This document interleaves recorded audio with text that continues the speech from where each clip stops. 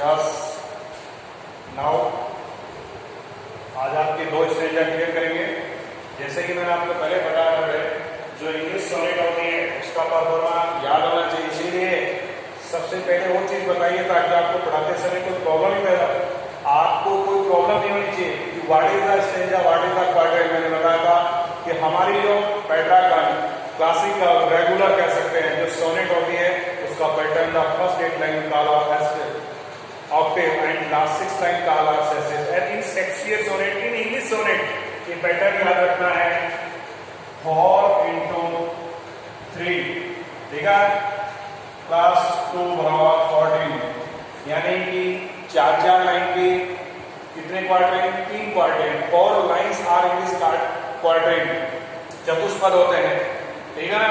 कितने लाइन के, 4 लाइन के, 3 तो 4 के 12 प्लस लास्ट 2 और लास्ट 2 लाइंस इंग्लिश सोनेट का प्लेट क्या कहा जाता था। आज सारी चीज मैं इसमें क्लियर करूंगा कि what is the right stream, how we find the right stream या सेट द राइट स्ट्रीम। ये फॉर्मेट याद रखना है।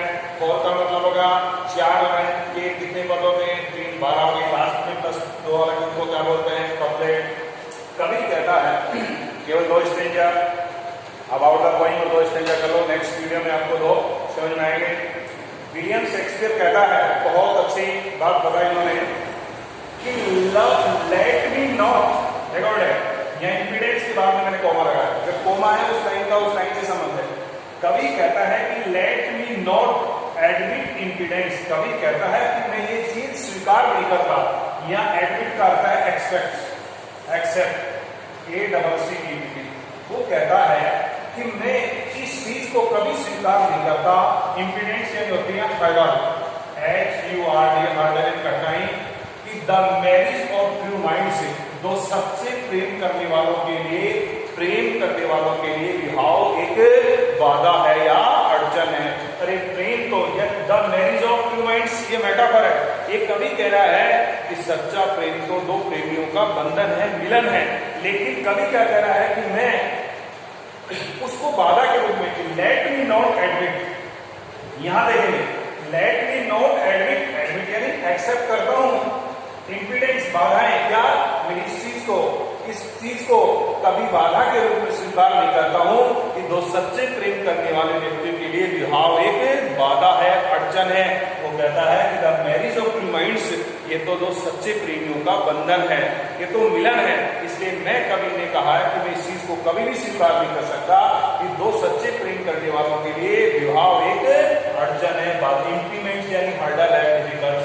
और आगे तो बहुत कि लव इज नॉट लव, कभी कहता है वो प्रेम प्रेम नहीं है, क्या, विच अल्टर्स, अल्टर्स का करके चेंज, CHANG, वो प्रेम प्रेम नहीं है, which alter when it finds, when it alteration finds, जब प्रेम करने वाले व्यक्ति में परिवर्तन हो जाए और वो साथ में प्रेमी और प्रेमिका भी बदल जाए, वो सच्चा प्रेम नहीं है। When altars, when it alteration finds, देखो इट के साथ जब प्रेमी या प्यार करने वाले में कोई परिवर्तन दिखाई दे और उसके साथ प्रेम भी बदल जाता है, वो सच्चा प्रेम नहीं है। कि love is not love which altars, वो बदल जाता है कब, व्हेन इट अल्टरनेशन, जो प्रेम करने वाला जो प्रेमी है उसके व्यवहार में जब परिवर्तन दिखाई देता है और उस दोनों में ही परिवर्तन हो जाए, प्रेमी और प्रेमिका में, कभी कहता है वो सच्चा प्रेम नहीं है। अल्टरनेशन फाइंड्स, जब व्यक्ति के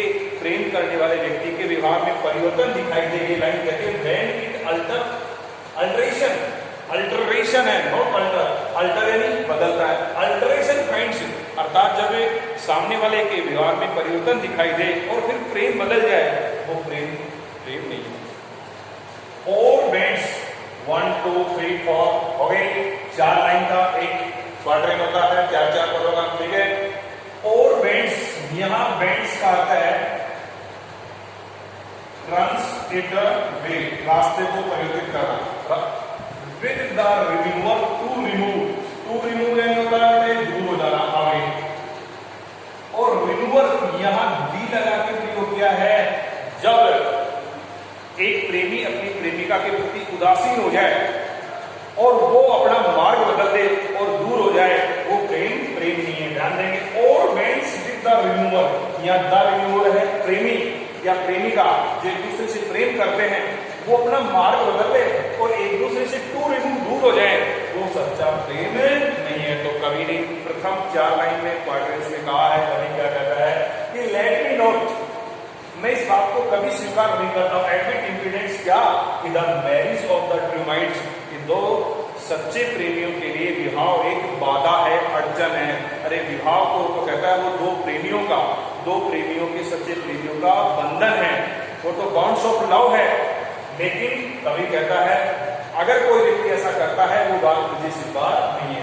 लव इज नॉट लव, कवि कहता है वो प्रेम सच्चा प्रेम ही नहीं है। वो प्रेमी प्रेमिका जो अगर there is duality in the personality of the lovers and beloveds, there is not true love. Beloved यानी प्रेमिका, लवर यानी प्रेमी, अगर उनके व्यक्तित्व में दोहरापन पाया जाता है तो कवि कहता है सच्चा प्रेमी क्यों कि विच अल्टर्स, जब परिवर्तन होने लगे, समय के अनुसार बदलाव होता दिखाई दे, और व्हेन अल्टरेशन फाइंड्स, और एक व्यक्ति दूसरे के प्रति उदासीन हो जाता है, उनका एटीट्यूड चेंज हो जाता है और फिर प्रेम बदल जाए, कभी कहता है वो सच्चा प्रेम नहीं है। और वेंट्स, और इससे आगे क्या कहता है, और wents with the renewal to renew, या प्रेमी और प्रेमिका एक दूसरे के प्रति उदासीन हो जाए, there is change of their attitude, no blames, there are many disbeliefs, confusion, suspension in their personality, then in situation that creates, they change their roots and divided. That is not true love. कभी क्या कहता है, because the renewal to renew, when they find their different way and there are lot of confusion in their personality, duality, it is not true love. कभी कहता है वो प्रेम नहीं है। आगे Oh no, कवि ने कहा नहीं, it is an ever fixed mark. Ever fixed mark का अर्थ होता है stable, स्थायी, STABLE, stable होना, unmovable। मैंने पिकॉक पढ़ाया, जब भी आपको बताया कि अर्थ और भावार्थ में लॉट ऑफ डिफरेंस जो पोइट्री में पढ़ देंगे वो फॉर्मली एक्सप्लेन है, but what is the their deep meanings मैं आपको बता रहा हूँ। एवर फिक्स्ड मार्क, एक जगह निश्चित होने वाला, स्थायी, स्टेबल कह सकते हो, अनमूवेबल कह सकते हो। The looks on tempests is remove is never shaken. कवि कहता है कि प्रेम तो उस ध्रुव तारे के समान है जो समुद्री तूफानों में, दैट लुक्स द टेम्पेट्स, टेम्पेट्स है स्टॉर्म, STOR, स्टॉर्म, तूफानों में भी, इज नेवर सेकन, कभी भी चेंज नहीं होता है। अर्थात इससे तुलना कर दी कि इट इज द स्टार। मैंने आपको अबाउट द पोएम लिखाया था, या द स्टार का अर्थ है पोल स्टार, जिससे तो कवि कहता है कि सच्चा प्रेम तो उस ध्रुव तारे के समान है जो बड़े बड़े तूफान आने पर भी अपनी रोशनी को कम नहीं करता है, अपनी जगह से परिवर्तित नहीं होता है। Oh no, it is an ever fixed mark. ये तो एक चिरस्थायी है, प्रेम में स्टेबल का स्थायित्व है। दैट लुक्स ऑन टेम्पेट्स, टेम्पेट्स होता है तूफान, समुद्री तूफान आने पर भी, इज नेवर सेकन, इसमें कोई बदलाव नहीं। सेकन ये होता है हिलना डुलना, जो अपने स्थान से पथभ्रष्ट नहीं होता है, वो सच्चा प्रेम होता है। यहाँ भी मेटाफर है, कवि ने सच्चे प्रेम की तुलना the star, by star is pole star, pole star क्या कहते हैं, ध्रुव तारा, that is the fixed in the north direction, जो हमेशा उत्तर दिशा में रहता है, उसकी रोशनी भी कभी फीकी नहीं पड़ती है। तो कवि ने यहाँ सच्चे प्यार की तुलना किससे की है, द स्टार से। वो क्या करता है कि टू एवरी वॉन्डरिंग बार्क, यहाँ बार्क का करके SHIP शिप, जहाज कह लो, BOAT बोट, जब समुद्र में बड़े बड़े तूफान आते हैं, बड़ी बड़ी जलधाराएं आती है, ज्वारभाटा आता है, तो बहुत सारे नाविक लॉस्ट देयर वे, वे अपने रास्ते से भटक जाते हैं। तब वो अपनी सही दिशा का निर्धारण किसके द्वारा करते हैं, द पोल स्टार के। Because the pole star is ever fixed. उनको पता है कि सूर्य और चंद्रमा भी गति के अनुसार कभी जल्दी उठते हैं, कभी जल्दी छिप जाते हैं, लेकिन एक ही आकाश में एक वस्तु है, वो क्या है, द पोल स्टार, जो फिक्स है, he is fixed in the north direction. तो वो समुद्री नाविक जब अपने रास्ते से भटक जाते हैं, जब उनकी नावों में कोई दिशा प्राप्त नहीं होती है, वो अपनी रास्ता तय नहीं कर पाते हैं, उनको सही दिशा दिखाता है कौन, द पोल स्टार। उसी प्रकार जब मानव जीवन में बहुत सारे परिवर्तन हो जाते हैं, इस भौतिक अवस्था में परिवर्तन होते रहते हैं, हमारे जीवन में बहुत सारे उतार चढ़ाव आते रहते हैं, उन सबको सही दिशा दिखाता है ट्रू लव। कभी कहता है oh no, it is the ever fixed mark. अरे नहीं, सच्चा प्रेम तो स्थायी है, अनचेंजेबल है, अनमूवेबल है। क्यों? that looks the tempest on the average can, इस पर समय का कोई तूफानों का कोई प्रभाव नहीं पड़ता, जिस प्रकार किस पे नहीं पड़ता है, पोल स्टार पे। पोल स्टार उन भटकती हुई वांडरिंग यानी भटकती हुई नावों को सही दिशा बताता है, उसके आधार पर अपना रास्ता चुन लेते हैं। उसी प्रकार इस मानव जीवन में से बहुत सारे उतार चढ़ाव आते हैं, इनमें परिवर्तन होते रहते हैं। एक सच्चा प्यार ही है जो उनको सही मार्ग दिखाता है। Whose works, जिस प्रकार ध्रुव तारे की योग्यता को, उसकी वैल्यू को, वर्थ कर रहे हैं वैल्यू, अननोन, कोई भी व्यक्ति सब जानते हैं नॉर्थ स्टार है। अरे कवि ने कहा whose work unknown, हर व्यक्ति पोल स्टार के वैल्यूएशन के बारे में अनजान है कि what is the importance of the north star, the pole star.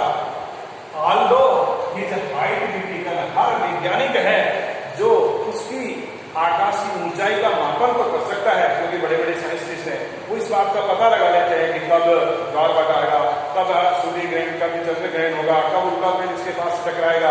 और यहाँ तक भी ध्रुव तारे की हमारी पृथ्वी से उसकी ऊंचाई का मापन कर सकते हैं, लेकिन उसका वैल्यूएशन नहीं बता सकते।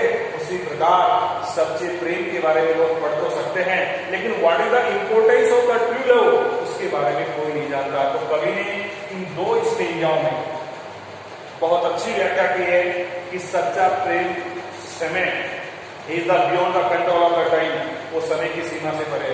It is not the patent of the passing of the time, समय के साथ उसमें कोई फर्क नहीं पड़ता है। कभी कहता है मुझे इस बात से कोई चीज स्वीकार नहीं है कि सच्चा प्रेम करने वाले दो प्रेमियों के लिए विवाह कोई अड़चन है या बाधा है। वो प्रेम नहीं है। जब व्यक्ति में बदलाव आए तो वो बदल जाए, अर्थात उन्हें उदासीनता आ जाए, और उसके बाद कहता और फ्रेंड्स, जब परिवर्तन करने वाले, प्यार करने वाले एक दूसरे के प्रति उदासीन हो जाए, अपना मार्ग दूसरा चुनने और दूर हो जाए, वो प्रेम नहीं है। इनके मतलब there is a duality in their personality. Last में कवि ने बहुत अच्छा इंपॉर्टेंस उदाहरण दिया, द पोल स्टार से तुलना की कि जिस प्रकार समुद्र तूफान आने पर जब नाविक अपना रास्ता भटक जाता है तो उनको सही दिशा पोल स्टार दे, उसी प्रकार इस मानव जीवन में बहुत सारे चेंजेज होते हैं, इस भौतिक अवस्था में बहुत सारे परिवर्तन होते हैं। वो सच्चा प्रेम ही है जो उनको सही दिशा दिखाता है। वो तूफानों में भी अविचल है, वो उनको सही पथ, सही मार्ग का दर्शन करवाता है। उसी प्रकार जो सच्चा प्रेम है उसकी वैल्यूएशन के बारे में लोग नहीं जानते हैं। यद्यपि पोल स्टार की ऊंचाई को माप सकते हैं, लेकिन उसके महत्व को उसी प्रकार सच्चे प्रेम के बारे में लोग जान सकते हैं, पढ़ सकते हैं, लेकिन what is the importance in the life of the true loves, everyone does not, नहीं जानता है। इसीलिए कवि ने यहाँ इन दो स्टेंजा के माध्यम से ये बताया है। अब मैं आप उनको राइम स्कीम देखेंगे। आपको पता होना चाहिए कि हमारे शेक्सपियर के द्वारा लिखी गई इंग्लिश सोनेट की जो राइम स्कीम होती है वो होती है A B C D, last में आता है ई एफ को लास्ट में। अब देखो जब जान लेंगे, ये कहता है ट्रू माइंड्स, आपने से की आवाज आई तो इसको देंगे ए, और एड लाव एड आ रहा तो बी आ गया, उधर माइंड्स इधर फाइट्स, तो वापस क्या करोगे ए, समझ में आ रहा होगा। ए बी मैंने बोला शेक्सपियर सोनेट की राइम स्कीम क्या है, ए बी है, प्रथम चार लाइनों की यूं लिखेंगे आप। देखो इधर जो फर्स्ट स्टेंजा है उसकी राइम्स में ए बी ध्यान देंगे। Minds S A, love B, finds minds A, और फिर देखो लव रिमूव क्या हो गया बी। तो ए बी सेकंड स्टेंजा क्या होती है, स्टेंजा सेकंड में देखेंगे सी डी। आप जो वॉवल्स का प्रोनाउंस सुनेंगे या कॉन्सोनेंट वो डिफरेंट होगा। देखो यहाँ से पूछा oh no it is not ever fixed mark, यहाँ के की आवाज जो आई आपको उन चारों में बिल्कुल नहीं है, तो बिल्कुल चेंज। अब तक आपने ए बी दे लिया, तो बी के आगे क्या आएगा सी, यहाँ क्या आएगा सी क्यों आएगा, आप पढ़ रहे हैं मार्क के का प्रोनाउंस ऊपर की चारों लाइनों में कहीं भी नहीं है। अब नीचे आ जाओ, that looks and the Tempest on the never say कन, एंड की आवाज कहीं भी नहीं है, तो क्या दे दोगे डी, क्या चल रहा है सी डी। फिर आ जाओ, it is the star to every wandering bark, पहले वाले में देखो मार्क बार, वापस क्या करोगे सी, इधर क्या है सेकंड, और लाइट बी टेकन, तो क्या आ जाएगा डी। दूसरे स्टेंजा की प्रथम लाइन में आया मार्क के, आपने क्या दिया सी, दूसरी स्टेंजा की दूसरी लाइन में आया एंड क्या दे दिया डी।